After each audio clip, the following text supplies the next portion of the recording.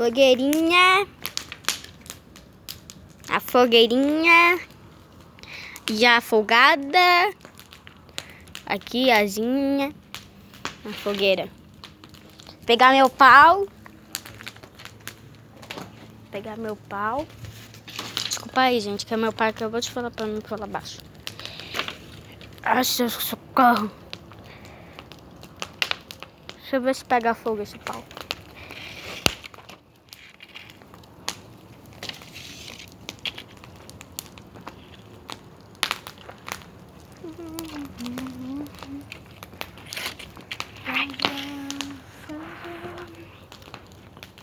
Ai, gente, tá quente demais, gente. Fogueirinha. Nossa, deu um tapa que chegou a quebrar o negócio. Ali estão as galinhas. Não dá pra ver direito mesmo. Isso daqui, fogueirinha. Vou postar no YouTube. Me sigam no YouTube. Tá, gente? Continuar aqui fazendo foguinho. Tentando, né? Colocar fogo ali, né? O céu está lindo. Aqui está parecendo tudo preto, mas tá com umas pontinhas. Uns brilhinhos.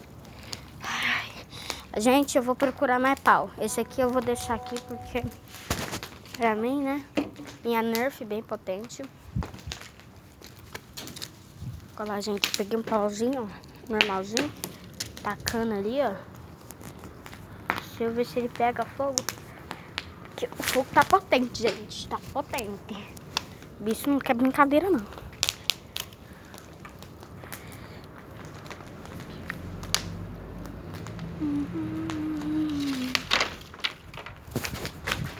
Deixa eu pegar aqui de novo meu pauzinho aqui. Ele deve estar pegando fogo. Sim, tá pegando fogo. Vou trazer pra cá. Agora pega, apaga, apaga, apaga, apaga, apaga, apaga, apaga, apaga. Ó, gente, tô com muito foguinho aqui, ó. Ó, pai. Ó. Ah, apagou.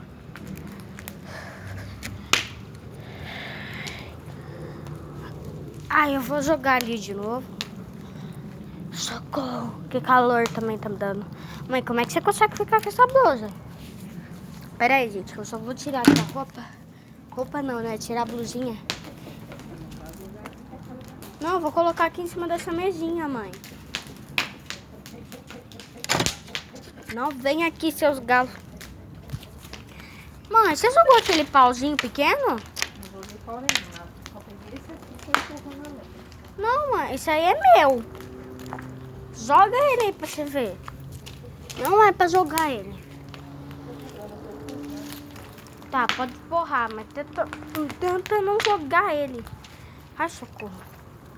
Calor. Ah, eu vou pegar uma grande. Deixa eu ver qual é mais grande.